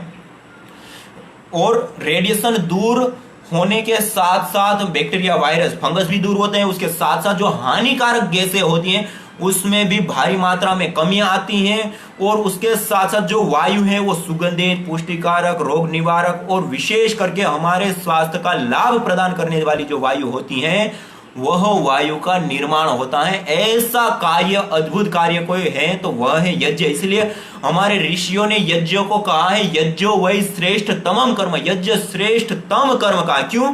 क्योंकि यज्ञ को करने से केवल अकेले व्यक्ति को लाभ नहीं होता है। सामान्य रूप से हम देखें कोई कर्म को करते हैं तो हमें एक को लाभ होता है, एक कर्म ऐसा होता है, एक कर्म ऐसा होता है जिस कर्मों को करते हैं हमको तो लाभ हुआ लेकिन हमारे साथ रहने वाले लोगों को भी लाभ हुआ। एक कर्म ऐसा होता है हमें भी लाभ हुआ, हमारे साथ रहने वाले लोगों को भी लाभ हुआ, लेकिन उससे अतिरिक्त और भी जो जीव जगत हैं और भी अड़ोसी पड़ोसी, कीट पतंग, पशु, गाय आदि जो है उनको भी लाभ हुआ। एक कर्म ऐसा होता है जिसके साथ हमें भी लाभ हुआ, हमारे आसपास में रहने वाले लोगों के लिए भी, अन्य कीट पतंग, पशु पक्षी, गाय आदि से लेकर के जो प्रकृति है, जो सबसे महत्वपूर्ण है हमारे लिए, प्रकृति है तो हम है, प्रकृति नहीं है तो हम भी नहीं है, उस प्रकृति को भी लाभ होता है। तो यज्ञ ऐसा काम है जिसको हम एक ही बार करते हैं और उससे हमारे व्यक्तिगत लाभ भी मिलते हैं, पुण्य भी मिलते हैं, स्वास्थ्य भी मिलता है, मानसिक शांति भी मिलती है, स्वास्थ्य भी मिलता है। ये हमारे व्यक्तिगत लाभ है। उसके साथ साथ परिवार के जो लोग हैं उनको भी स्वास्थ्य मिलेगा, उनको भी विशेष करके मानसिक शांति मिलेगी, घर के क्लेश कटेंगे और विभिन्न प्रकार की बीमारियां दूर होगी, क्योंकि उस वातावरण में रह रहे हैं, श्वास ले रहे हैं। उसी प्रकार से अड़ोस पड़ोसी, क्योंकि ऊर्जाएं हैं वो तो चारों ओर प्रसरित होती है, तो अड़ोस पड़ोस में जो लोग रहते हैं उनको भी ये सारे लाभ प्राप्त होते हैं। इसी प्रकार से अड़ोस पड़ोस से लेकर जो कीट पतंग पशु पक्षी जिनको हम जानते भी नहीं, हमारी ध्यान भी नहीं जाता है, वहां तक ये वायु प्रसरित होती है, और जो गाय आदि जो अलग अलग पशु पक्षी हैं उन सबको लाभ होता है। और उसके साथ साथ पेड़ पौधे आदि जो वनस्पति जीवन है, जिसका 95% 95% जिसका आहार वायु है, उसके लिए तो अमृत तुल्य यह वायु बन जाता है। तो आप विचार कीजिए, एक यज्ञ करते हैं उसे कितने सारे और कितने लोगों और कितने जीवों तक लाभ होता है। इसलिए एक व्यक्ति जितना घी खाता है या उत्तम बादाम आदि जो अच्छे अच्छे पदार्थ है, पुष्टिदायक पदार्थ है, उसको खा करके जो पुष्टि प्राप्त करता है एक व्यक्ति, उतना ही पदार्थ यदि हम एक व्यक्ति को खिलाते तो एक व्यक्ति का कल्याण होता है, भला होता है। लेकिन उतने ही पदार्थ यदि हम यज्ञ में डालते हैं, अग्नि में डालते हैं, तो अति सूक्ष्म होकर परमाणु रूप में कन्वर्ट होकर के कई गुना बढ़ करके सैकड़ों हजारों लोगों तक उसका लाभ प्राप्त होता है। और जैसे हम घी का प्रयोग करते हैं विशेष रूप से, मैं आपकी जानकारी के लिए विशेष रूप से बताना चाहता हूं, कोई भी द्रव पदार्थ होता है उसको जब हम जलाते हैं तो वो 1700 गुना गैस फॉर्म को धारण करता है। कितना? 1700 गुना। अर्थात हम 1 ग्राम घी का प्रयोग करते हैं तो 1700 ग्राम वह गैस फॉर्म को धारण करता है, अर्थात 1 लीटर 700 ml गैस फॉर्म में आ गया। अब आप विचार कीजिए, हम अपने घरों में, आप सब लोगों ने प्रयोग किया होगा रूम स्प्रे, बॉडी स्प्रे आदि जो सुगंधित स्प्रे होते हैं, 200 250 500 ग्राम का हम स्प्रे यूज करते हैं बहुत ज्यादा। अब एक 500 ग्राम का भी हम मान लो कि स्प्रे लाए, वो हम अपने घर में यूज करते हैं तो कितना दिन चलता है? साल भर, 6 महीने चल जाता है। और उसी एक स्प्रे को हम एक ही साथ, मान लो 500 ग्राम का है और एक ही साथ हम छींट के कि एक कमरे में 1-2 बार हम स्प्रे करते तब भी वो कमरा पूरा सुगंधित हो जाता है। इसी प्रकार हर कमरे में हम छिड़कते जाए तो कितने कमरे हम 500 ग्राम गैस से हम उसको ठीक सुगंधित कर सकते हैं। बहुत सारे कमरे हो जाएंगे, बहुत बड़ा हॉल भी हो जाएगा। लेकिन आप विचार कीजिए, मात्र 1 ग्राम यदि हम घी जलाते हैं तो 1 लीटर 700 ग्राम गैस बनती है। और गैस में भी अंतर होता है। जो हम स्प्रे का यूज करते हैं उसके माध्यम से एडिशनल पार्टिकल होते हैं, वो वायुमंडल में पार्टिकलों को ऐड करके वायुमंडल को सुगंधित करता है, लेकिन उसको शुद्ध नहीं करता है। उस वायुमंडल में किसी भी प्रकार के रोगों का निवारण नहीं होता, केवल मात्र वायु शुद्ध होती है। जबकि यज्ञ के माध्यम से जड़ी बूटियां और घृत आदि जल करके जो गैस बनती है, वो गैस जब उस वायुमंडल में जाती हैं तो वो रोगों का निवारण करता है, गुड हार्मोन्स को बढ़ाते हैं, सुगंधि को प्रदान करता है, रोग आदि को दूर करने से लेकर के वायु को भी क्लीन करने का, शुद्ध करने का सर्वोत्तम साधन है यज्ञ। इसलिए इस यज्ञ को किया जाता है विशेष रूप से। स्वामी जी ने एक एक विषय के साथ आपको समझाने का प्रयास किया। स्वामी जी एक ही बार में काफ़ी चीज़ें बताई हैं।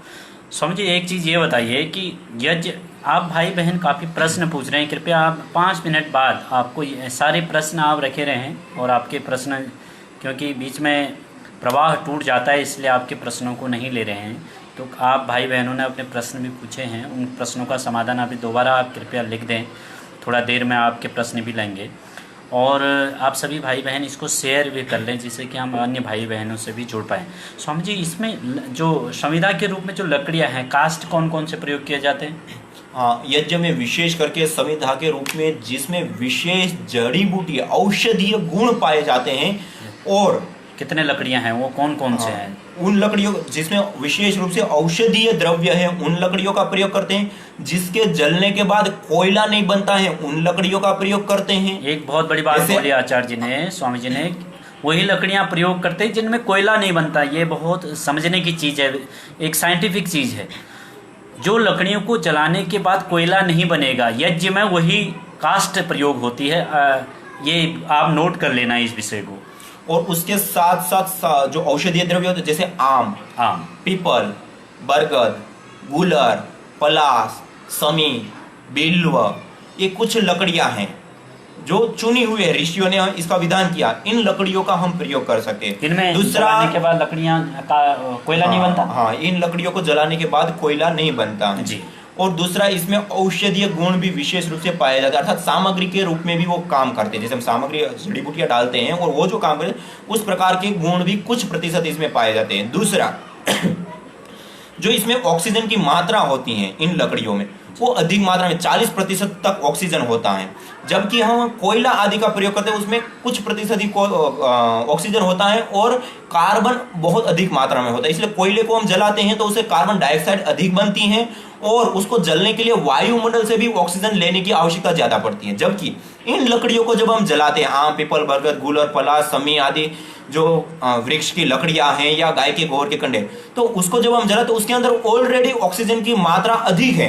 अधिक होने के कारण उसका जब दहन होता है तो दहन के दौरान उनको जिस ऑक्सीजन की आवश्यकता है वो आवश्यकता अपने भीतर ही जो ऑक्सीजन है उससे आपूरित हो जाती है। बहुत आंशिक रूप से उनको वायुमंडल से और ऑक्सीजन लेने की आवश्यकता पड़ती है। सूखी लकड़ियां हैं, सूखी लकड़ियों के अंदर भी ऑक्सीजन विद्यमान रहती है। हाँ, सूखी तो लकड़ी ये बहुत बड़ी बात है। जैसे प्लास है, आम है, पीपल है, इनके जो सूखी लकड़ियां हैं उनके अंदर भी 40% ऑक्सीजन होती है। ऑक्सीजन ऑलरेडी रहती है, जिससे कि मतलब जलता है तो कार्बन डाइऑक्साइड जो मुक्त बहुत कम होती है। हाँ, कार्बन डाइऑक्साइड उसमें पहले से ही कार्बन की मात्रा कम होती है, जिसके कारण ही वो कोयला नहीं बनता है। कोयला उस चीज का बनता है जिसमें ज्यादा कार्बन होती है। जैसे आप विशेष करके शीशम की पकी हुई लकड़ी ले लीजिए तो उसमें बहुत अधिक मात्रा में कार्बन होता है और उस कार्बन के कारण उसको जलाने पर कार्बनिक पदार्थ भी अधिक मात्रा में बनेंगे, कार्बन डाइऑक्साइड भी अधिक मात्रा में बनेगी। तो इसी प्रकार और भी पदार्थों में इसी प्रकार से देखने को मिलेगा। इसमें जैसे स्वामी जी, जैसे ये तो ईंधन हो गया, लकड़ी हो गई जो आपने बताया, जो कास्ट है, इसके अलावा और जो है जो अनाज है, अनाज का क्या महत्व है? अनाज जो तिल डालते हैं, जौ डालते हैं, ये कौन कौन से अनाज होते हैं इसमें? हाँ, हमारे ऋषियों ने 4 प्रकार के पदार्थों से होम करने के लिए बताया है। जो भी हम साकल्य सामग्री का हम होम करते हैं उसमें 4 प्रकार के पदार्थ होते हैं। एक तो पुष्टिकारक, दूसरा होता है सुगंधिकारक, तीसरा होता है रोग निवारक और चौथा होता है मीठे पदार्थ। पहला पुष्टिकारक। पुष्टिकारक पदार्थ हमारे शरीर की पुष्टि और वायुमंडल की पुष्टि के लिए विशेष करके डाले जाते हैं। उन पदार्थों के अंदर जैसे जौ है, तिल है, नारियल है या इस प्रकार के जो भी हम पदार्थ ले वो सारे होते पुष्टिकारक, अर्थात उन पदार्थों को हम जलाएंगे तो जो हमारे शरीर को और इस वायुमंडल को पुष्ट करने वाले तत्व है उसका निर्माण होगा और उसके माध्यम से हमारा शरीर और वायुमंडल पुष्ट होगा, इसलिए वो पुष्टिकारक द्रव्य डाले जाते हैं, जौ आदि। इसी प्रकार से सुगंधित द्रव्य डाले जाते हैं। सुगंधित द्रव्य जब हम सुगंध को लेते हैं तो हमारे गुड हार्मोन्स बनते हैं, आप सब जानते हैं। स्ट्रेस, तनाव, चिड़चिड़ापन आदि दूर होते हैं, मन आह्लादित होता है, मन प्रसन्न होता है। और इसी प्रकार से वायुमंडल भी जब सुगंधित होता है तो पवित्र बनता है। तो दूसरे पदार्थ डाले जाते हैं सुगंधित, उसमें इलायची, लौंग आदि, इलायची है, लौंग है, काली मिर्ची है या फिर इसके साथ साथ जो तेज पत्ता है और जायफल है, जावित्री है, ये जो सुगंधित पदार्थ होते हैं उनका हम प्रयोग करते हैं। अगर है, तगर है। और इसी प्रकार से तीसरा जो है वह होता है रोग निवारक, अर्थात जो जड़ी बूटियां होती हैं जिसके माध्यम से हम रोगों का निवारण, जैसे गिलोय है, चिरायता है, इस प्रकार के जो पदार्थ होते हैं उन पदार्थों का हम प्रयोग करते हैं। और चौथा होता है मीठे पदार्थ। मीठे पदार्थ को जब हम जलाते हैं तो उस प्रकार की गैसें बनती हैं जो वायुमंडल में जा करके वायुमंडल की जो विषाक्तताएं होती हैं उन विषाक्तताओं को दूर दूर से भी खींच करके अपनी ओर खींचते हैं। घी में भी ये शक्ति होती है और दूसरी मिष्ट पदार्थ जो शक्कर, मिश्री आदि होते हैं, गुड़ आदि होते हैं, उसमें भी ये विशेष करके गुण पाए। इससे पुष्टि भी मिलती है, सुगंधि भी मिलती है, उसके साथ साथ रोग निवारण में भी काम आता है, क्योंकि जो शक्कर आदि का जो धुआं होता है वह धुआं बैक्टीरिया, वायरस, फंगस को भी मारने का काम करता है, जो हमारे लिए रोग पैदा करते हैं उनको भी दूर करने का काम करते हैं और उसके साथ साथ वायु को भी क्लीन, शुद्ध करने का काम करते हैं। तो ये 4 प्रकार के पदार्थ। बहुत अच्छी जानकारी स्वामी जी एक एक विषय पे दे रहे हैं। आप सभी भाई बहन अब आपके प्रश्न ले रहे हैं। अब इसमें केवल एक श्रद्धा भावना वाले, मेरे को यज्ञ के बारे में श्रद्धा है, यज्ञ के प्रति श्रद्धा है, ऐसे भाव से नहीं। जो प्रश्न आप सारे कार्यकर्ता, सभी भाई बहन जो फील्ड में जाते हैं, कोई एक नास्तिक व्यक्ति पूछता है या अन्य मत पंथ जो इस विषय पर श्रद्धा नहीं रखता, वो प्रश्न पूछ सकता है। आप वो प्रश्न मैंने जैसे कि कहा केवल श्रद्धा का विषय नहीं है, आपको कोई भी व्यक्ति इसके विरोध में जो भी पूछ सकता है वो प्रश्न आप पूछेंगे आप, और हम एक एक करके आपके प्रश्न भी लेंगे और आप धीरे धीरे पूछते रहिए और हम आपके आचार्य जी एक एक विषय पे आपको इसके उत्तर भी देते हैं। जो भी वैज्ञानिक पहलू हैं, जो भी आपको लगता है कि ये यज्ञ के बारे में हम लोगों को नहीं समझा पाएंगे, इसके जो वैज्ञानिक पहलू हैं।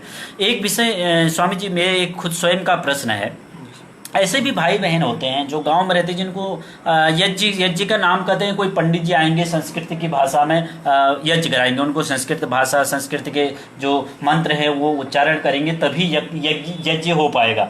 क्या जिन लोगों को, इसमें भी काफ़ी भाई बहन ऐसे होंगे जिनको हवन के मंत्र तो आते ही नहीं, यज्ञ के मंत्र जिनको आते नहीं है, उनके मस्तिष्क पे है नहीं, तो वो कैसे करेगा हवन? फिर वो बिना इसके फायदा होंगे नहीं होंगे बिना संस्कृति के मंत्र?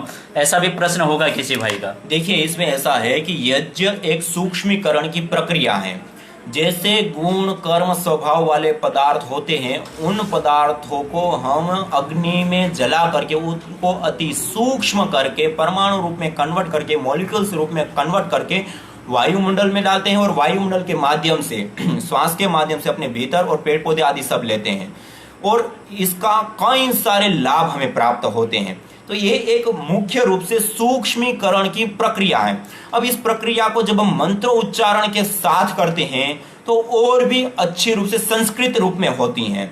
तो हमें कोई मंत्र नहीं आता है तो केवल मात्र गायत्री मंत्र तो हर किसी को आता है। ओम भूर्भुवस्वः तत्सवितुर्वरेण्यं भर्गो देवस्य धीमहि धियो यो नः प्रचोदयात् स्वाहा। इस गायत्री मंत्र का उच्चारण केवल मात्र करके हम स्वाहा करके हम आहुति प्रदान करके कर सकते हैं।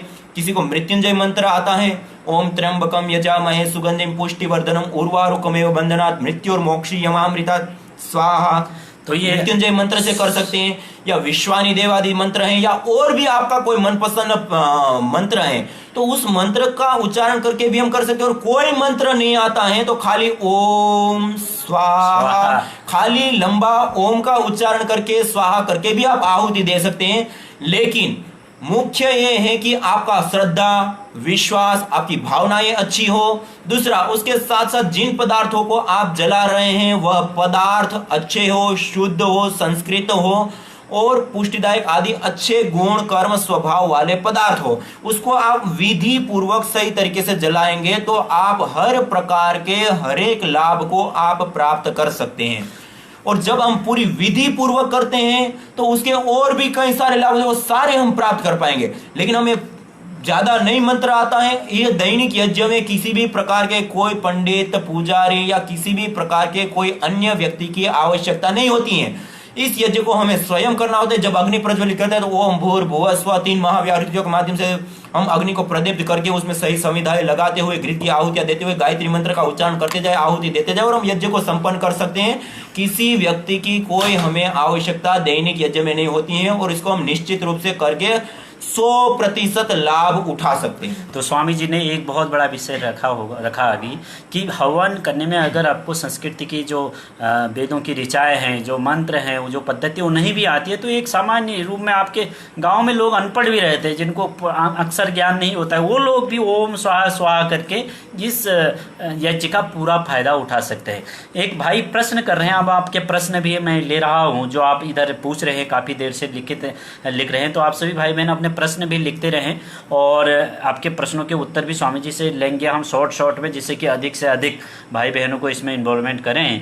तो भूषण जी एक प्रश्न लिख रहे हैं, स्वामी जी यज्ञ में तरबूज, खरबूज एवं कटहल बड़े फलों की भी आहुति दी जाती है एवं असुरी यज्ञ क्या है, कृपया समाधान करें। देखिए, आपने बहुत ही अच्छा श्रेष्ठ प्रश्न पूछा है। पहला तो जो है आपने तरबूज खरबूज आदि को आहूत करने वाली जो बात बताई है, मैंने पहले ही बताया कि आयुर्वेद में भी इस प्रकार का वर्णन है कि जैसा लाभ हमें उठाना है उस गुण कर्म स्वभाव वाले पदार्थों की आहुति देकर के उसी प्रकार का हम लाभ उठा सकते हैं। अब आप देखिए, तरबूज खरबूज आदि के जो बीज होते हैं उस बीज को हम सूखे मेवों की तरह प्रयोग करते हैं। जब लड्डू आदि बनाते हैं या इस प्रकार की जो मिठाइयाँ बनाते हैं उसमें भी हम डालते हैं और उन सीड्स को खाने से विटामिन B12 से लेकर के कई सारी प्रकार के हमें विटामिन भी मिलते हैं और भी कई सारी चीजें हमें प्राप्त होती है। तो उन्हीं चीजों के लाभ के लिए हम उन चीजों की आहुति दे सकते हैं, उसमें कोई वो नहीं है, लेकिन शुद्ध हो, अच्छा हो, सूखा हुआ हो। दूसरा, जो भी पदार्थ हम इससे अतिरिक्त भी अपने घर में जो पदार्थ हम यूज करते हैं, जैसे हम आम खाते हैं, आम खाने के बाद गुठली को हम फेंक देते हैं, गुठली जो है उसका हम प्रयोग कर सकते हैं। दूसरा, हम अनार खाते हैं, अनार के छिलकों का हम प्रयोग कर सकते हैं। तीसरा, हम संतरे आदि खाते हैं, संतरे आदि के छिलकों का प्रयोग हम कर सकते हैं। तीसरा, हम जामुन आदि को खाते हैं, उनकी गुठली का भी हम प्रयोग कर सकते हैं। इन सारी जो हमें अपने घर में ही यूज करते हैं, उन सारी चीजों को सुखा करके, स्वच्छ करके, उसका भी हम प्रयोग उन गुण, जो उनके गुण हैं, आप नेट के ऊपर सर्च करके उनके गुण कर्म स्वभावों को हम जान सकते हैं। और उस प्रकार के गुण कर्म स्वभावों को उठाने के लिए उस प्रकार की जो हम सामग्री का, मैंने 4 प्रकार के पदार्थ बताए, उन 4 प्रकार के पदार्थ की जो हमने सामग्री तैयार की है, उसके अंतर्गत इन पदार्थों को थोड़ी थोड़ी मात्रा में मिला करके हम यज्ञ निश्चित रूप से कर सकते हैं। दूसरा, आपका प्रश्न था कि ये विभिन्न प्रकार के पदार्थों के साथ साथ राजसिक, तामसिक आदि जो तांत्रिक यज्ञ, उसके बारे में आप पूछ रहे हैं। श्रीमद् भगवत गीता में 3 प्रकार के यज्ञ माने गए हैं, सात्विक, राजसिक और तामसिक। उसमें यह होता है कि जो सात्विक यज्ञ होता है वो निष्काम भाव से, आपको कोई व्यक्तिगत कोई कामना है उससे युक्त नहीं, परोपकार की भावना से, सात्विक भावनाओं से, अच्छी भावनाओं से, निष्काम भाव से युक्त होकर के आप यज्ञ करते हैं, वो सात्विक में आएंगे। इसी प्रकार से राजसिक है, उसमें जैसे हमें रोग ठीक करना है, उस लाभ को उठाना है, उस लाभ को उठाना है, उस लाभ के लिए हम कर रहे हैं, तो राजसिक के अंदर आ जाएगा। इसी प्रकार तामसिक, तामसिक के अंदर जैसे मांस आदि, मांस मदिरा आदि की जो आहुतियां दी जाती है, आप समाज में देखते हैं जो कुप्रथाएं जो प्रचलित हैं, उसमें जैसे मांस आदि की जो तामसिक पदार्थों की आहुति दी जाती है, वो तामस यज्ञ होते हैं। तो इस प्रकार से आप देख सकते हैं, तो तो तामस के अंदर आया वो सारे जो है आसुरी यज्ञ कहे जाते हैं। स्वामी जी एक एक प्रश्न आपके ले रहे हैं। अब जो है इसमें एक भाई बोल रहे हैं कि जो गुरुजी ये रजनी सक्सेना जी पूछ ले, यज्ञ देवता तृप्त होते हैं क्या? यज्ञ से देवता तृप्त? जी हाँ, यज्ञ क्या, देवता क्या, ये शायद यज्ञ से जो है देवता तृप्त होते हैं, पुष्ट होते हैं, संतुष्ट होते हैं। देवता क्या है? देवता कहते हैं दाना देव, जो हमें नित्य प्रति देते हैं। जैसे वायु देवता हमें प्राण वायु देते हैं, वो रोक देंगे तो हम 1 मिनट से ज्यादा जीवित नहीं रहते, ये हमारे लिए देवता है। हम जब इस धरती पर आए तब से अभी तक दे रहे दाना देव।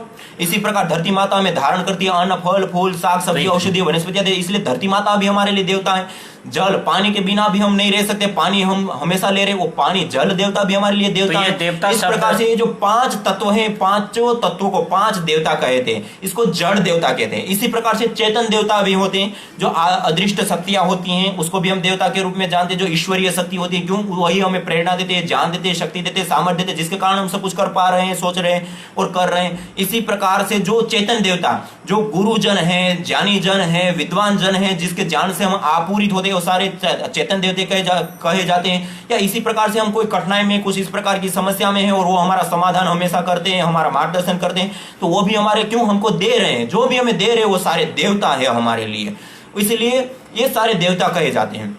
तो जब हम यज्ञ करते हैं तो यज्ञ करने से उन सारे देवताओं को हम तृप्त, श्रीमद् भगवत गीता में 3रे अध्याय में कहा है, परस्परम भावयंता श्रेय परम अवाप्स्यत, देवान भावयता अनेन ते देवा भावयन्तु वह परस्परम भावयंता श्रेय परम अवाप्स्यत। जो हमें अन्न, फल, फूल, साग सब्जी आदि मिला है, उसकी पहले हम यज्ञाग्नि, अग्निर्वै देवानाम मुख का, यज्ञ की जो अग्नि होती है वो देवताओं का मुख कहा गया। उस अग्नि में हमें जो अन्न, फल, फूल, साग सब्जी आदि प्राप्त हुई, उसकी पहले हम आहुति प्रदान करें, और वो अति सूक्ष्म होकर के वायु को प्राप्त है, वायु देवता को प्राप्त होती है। वायु देवता तिर्यक गति से गमन करते हुए बादल आदि को प्राप्त करें, बादल से वृष्टि के माध्यम से भूमि, धरती माता को प्राप्त होता है, और उससे जल देवता और सभी देवताओं, 5 देवताओं तक पहुंचता है।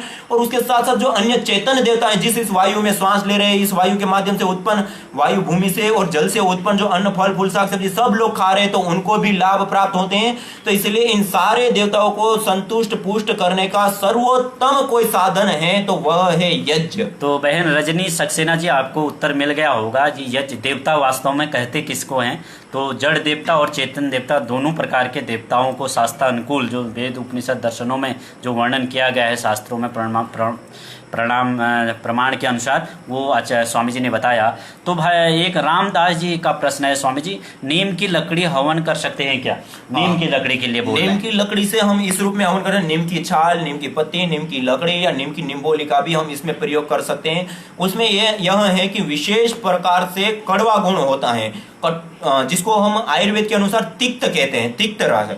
तिक्त रस जो होता है वह रस विशेष करके वात दोष को बढ़ाता है और कफज रोगों को दूर करता है। तो हमारे शरीर में यदि कफज व्याधियां हैं या कफ बढ़ा हुआ है, तो उस दौरान हमें कफ या लकड़ी का हम प्रयोग कर सकते हैं। और दूसरा, जो शीत ऋतु होती है, ऋतु के अनुसार यज्ञ करने के लिए कहा गया। तो जो शीत ऋतु होती है, वो शीत ऋतु में विशेष करके कफ का प्रकोप होता है, कफ बढ़ता है, तो उस दौरान हम इस लकड़ी का प्रयोग कर सकते हैं। दूसरा, जो चर्म रोग आदि होते हैं, उन चर्म रोगों को भी दूर करने के लिए हम इस यज्ञ का प्रयोग, यज्ञ में इस सामग्री का प्रयोग कर सकते हैं, अपनी इस नीम की समिधा का माध्यम से।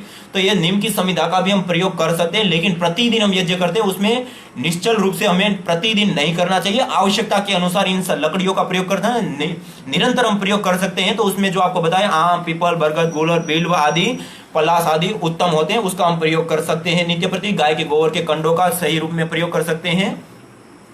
और प्रश्न अलग अलग आ रहे हैं। देखो, आप सभी भाई बहन, जो भी आपकी जिज्ञासा है, मैंने कहा केवल भावनात्मक रूप से नहीं लेना है, श्रद्धा के अनुसार नहीं लेना। जी मैं वैदिक सनातन धर्म वाला हूँ, हिंदू हूँ, मैं हवन करता हूँ, ऐसा भाव से नहीं। आप उसमें भी अपने भी क्रॉस प्रश्न करें। आप फील्ड में जाते होंगे, कहीं पर घूमने फिरते, कुछ लोग प्रश्न कर देते हैं हवन करने से क्या होता है, भगवान प्राप्त थोड़ा होता है, अलग अलग विषय आप लोग भी प्रश्न पूछ सकते हैं। आप अपने प्रश्न भाई बहन पूछते रहें। और एक प्रश्न एक आया है राकेश जी का। राकेश लोधी जी कहते हैं कि क्या ये हवन से, पहले ज़माने में कहते थे कि बारिश नहीं होती तो बारिश हो जाती थी हवन से, तो ऐसा स्वामी जी, ऐसा वर्तमान में संभव है क्या, बारिश हो सकती है क्या?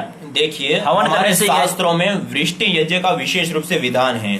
वृष्टि यज्ञ में कई सारे प्रकार का विधान, मतलब अलग अलग औषधि जड़ी बूटियों का प्रयोग किया जाता है। पहला तो वृष्टि यज्ञ का सीधा सा अर्थ होता है कि हम यज्ञ करके उस प्रकार के पार्टिकल, मॉलिक्यूल्स और गैसों को बना करके आकाश मंडल में आवृत कर दे, जिसके माध्यम से पूरा जो वायुमंडल, आकाश मंडल है, वो बारिश के लिए, वर्षा के लिए अनुकूल बनाया जाता है। दूसरा, उस वो जो बादल हमारे बने हैं, उस बादलों को बरसाने के लिए भी विशेष प्रकार की जड़ी बूटियां होती है, जो हमारे शरीर में पसीना लाने वाली जो जड़ी बूटियां होती हैं। सामान्य रूप से मैं आपको बता रहा हूं, और उसका विशेष भी ज्ञान विज्ञान है। डॉक्टर कमल नारायण आर्य करके हैं अभी भी इस धरती पर, जिन्होंने अपने जीवन में करीब 25 बार वृष्टि यज्ञ कराए हैं, जिसमें उनको 20 बार से भी अधिक सफलता प्राप्त हुई है। इसी प्रकार महाराष्ट्र में भी कुछ लोग हैं जो इस प्रकार से वृष्टि यज्ञ करते हैं, और इस प्रकार से और भी केस हमारे सामने कई सारे आए हैं। लेकिन मूल रूप से वृष्टि यज्ञ का सीधा सा तात्पर्य यह नहीं है कि हमने यज्ञ किया और तुरंत बारिश हुई। जैसे हमें बालक चाहिए, माता पिता का संयोग हुआ और तुरंत बालक प्राप्त नहीं होता है, उसी प्रकार से यज्ञ हमने ऐसे किया और तुरंत बालक प्राप्त हो गया, ऐसे नहीं होता है। हम पहले से ही यज्ञ करके उस वातावरण, पूरे वायुमंडल को अनुकूल बनाते हैं। उसके साथ साथ जब वृष्टि का एक मानसून बनता है, एक अलग एक ऋतु, पखवाड़िया आदि कई सारी चीजें देखी जाती हैं, उसका एक विज्ञान होता है। उस आधार पे हम उस दौरान यज्ञ बड़े रूप में यज्ञ करके बड़े रूप में घृत सामग्री आदि के मॉलिक्यूल्स परमाणु रूप में कन्वर्ट करके आकाश मंडल में पहुंचाते हैं, और जो विशाल जल राशि आकाश में है, उस जल राशि को हम शुद्ध करते हैं। और उस शुद्ध हुई जल राशि जो है, वो जब बरसती हैं, तो उसके माध्यम से उत्तम अन्न, फल फूल, साग सब्जी, औषधियां प्राप्त होती है, उत्तम जलाशय प्राप्त होते हैं। और उन जलाशयों का जल पी करके, उन औषधि साग सब्जियों का सेवन करके, यह जो मनुष्य पुरुष हैं या जो भी जीव जगत हैं, वो अति उत्तम स्वास्थ्य के साथ साथ, जैसे कहते हैं ना, जैसा खाए अन्न वैसा होए मन, उसके साथ साथ वो सात्विकता से युक्त होकर के अपने जीवन को आगे बढ़ाते हैं और बहुत अच्छा, अर्थात यज्ञ से उत्तम वृष्टि होती है, ऐसा हमें शब्द जो अच्छी वर्षा होती है, उत्तम वर्षा, ऐसी वर्षा होती है जो रोग निवारक, स्वास्थ्य कारक और उत्तम रूप से हमें अच्छे जीवन के लिए आगे बढ़ाने वाली जो स्वास्थ्य कारक वर्षा होती है, ऐसी वर्षा होती है।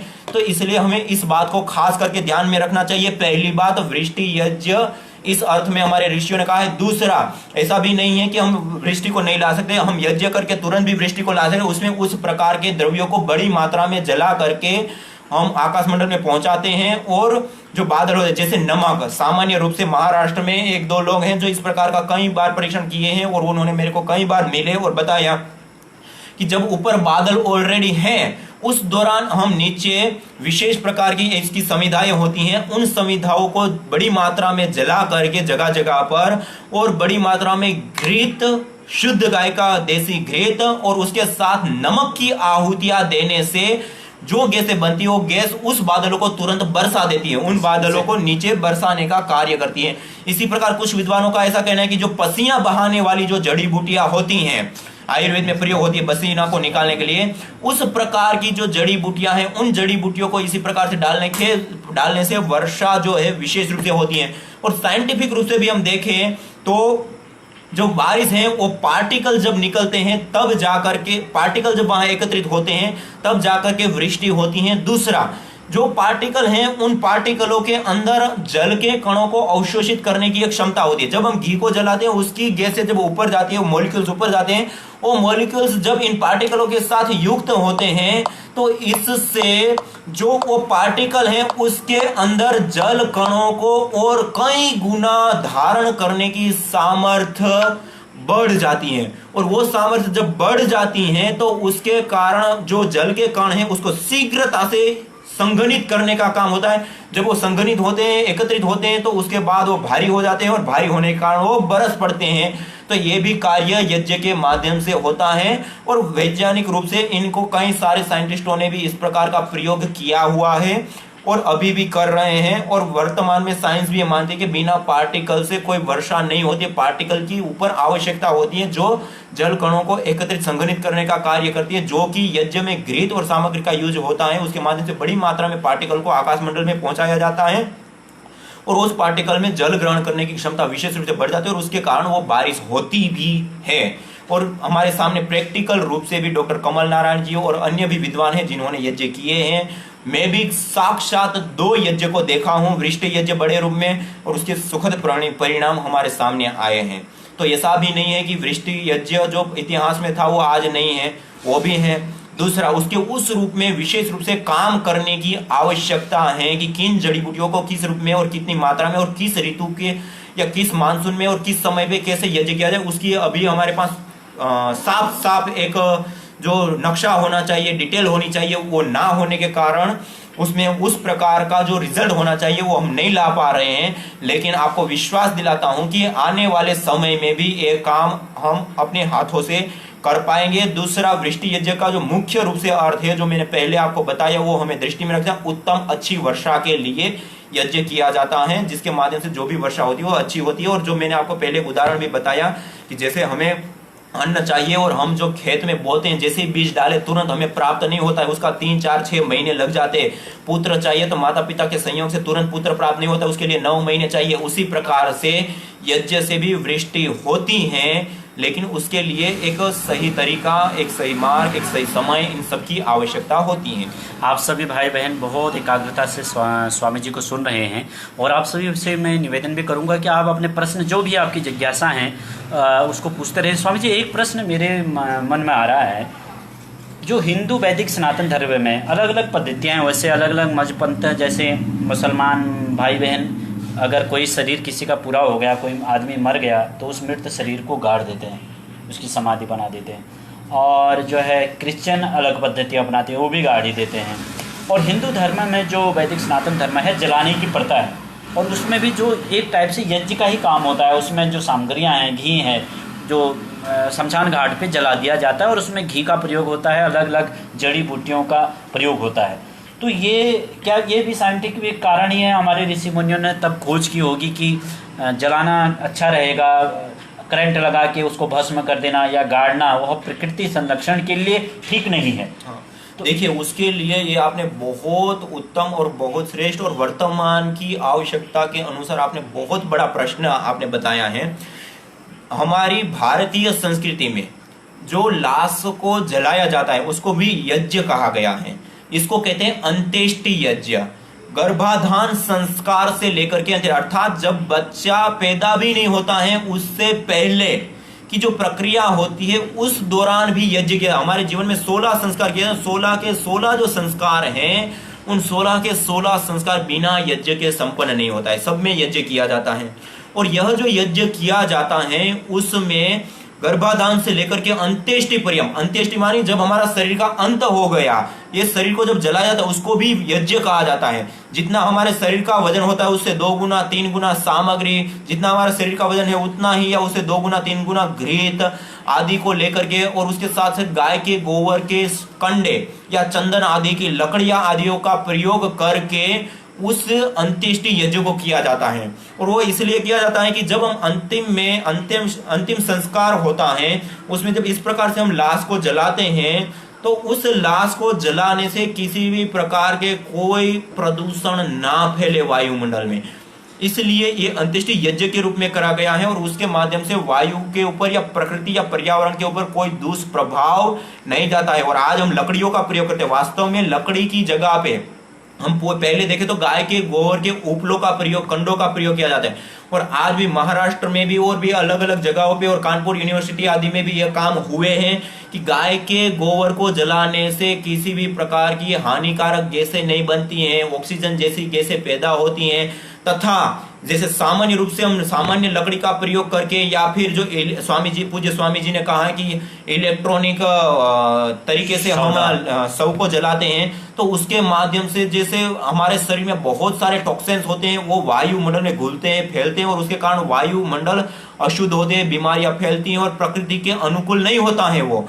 जबकि हम अपने शास्त्रों के अनुसार देखें तो आज जो गोबर के ऊपर भी काम हुआ है कि गोबर को जलाने से या गोबर के कंडों का या काव डंग स्टिक के रूप में आज बहुत सारे स्मशानों में बहुत सारी जगह पे प्रयोग भी होने लगे। ये बहुत एक सराहनीय कार्य है और हम सबको भी इसके ऊपर कदम उठाना चाहिए, क्योंकि पूरे भारतवर्ष में लाशों को जलाने के लिए 5 करोड़ से भी अधिक पेड़ काटे जाते हैं प्रतिवर्ष। तो इनका पेड़ पौधों का बचाव होगा। दूसरा, जो गौशालाएं होती है वो पर स्वनिर्भर नहीं है, जबकि हम इस गोबर की स्टिक बना करके, संविधा बना करके, लकड़ी बना करके उसका यदि हम स्मशान घाट में यूज करते हैं तो उससे लाश जलेगी तो उससे एक तो टॉक्सिन्स नहीं फैलता है, दूसरा उस लकड़ी के जलने से किसी भी प्रकार का कोई प्रदूषण नहीं होता है, तीसरा ऑक्सीजन की मात्रा बढ़ती है, चौथा जो पेड़ पौधे हैं उसका कटाव बचेगा, पांचवा गौशाला ये स्वनिर्भर बनेगी, छठा उस गौशाला का गोबर से जो लकड़ियां बना करके बेचेंगे तो उनको रोजगार भी उपलब्ध है। तो कई सारे अच्छे इफेक्ट हैं। तो हम अंत्येष्टि संस्कार को अंत्येष्टि यज्ञ के रूप में सही रूप में हम लेकर के,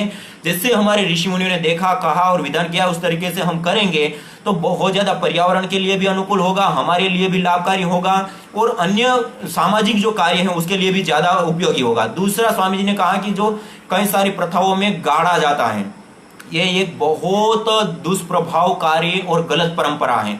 लाशों को जब गाड़ा जाता है उसके बाद वो सड़ती है और उसके माध्यम से धीरे धीरे उस प्रकार की गैसें उसे वायुमंडल में घुलती हैं, निकलती हैं, और जिसके कारण आज कई सारे देशों में ये सबसे बड़ी समस्या बन चुकी है कि उन गैसों के निकलने के कारण उस आसपास के एरिया में निकलना मात्र भी रोग का कारण बन गया है। इसमें स्वामी जी, और उसके साथ साथ जो वह जगहें हैं, आज कई सारे शहरों में और देशों में ये स्थिति है कि पूरा घर खरीद करके, घर बना करके रहने के लिए जो जगह का खर्च होता है उससे कई गुना ज्यादा खर्च हमें लाश को गाड़ने के लिए पैसा देकर के लेना पड़ता है। दूसरी, जमीन की हानि हो रही है, तीसरा वायुमंडल की हानि हो रही है और प्रकृति के विरुद्ध में जा रहे हैं हम।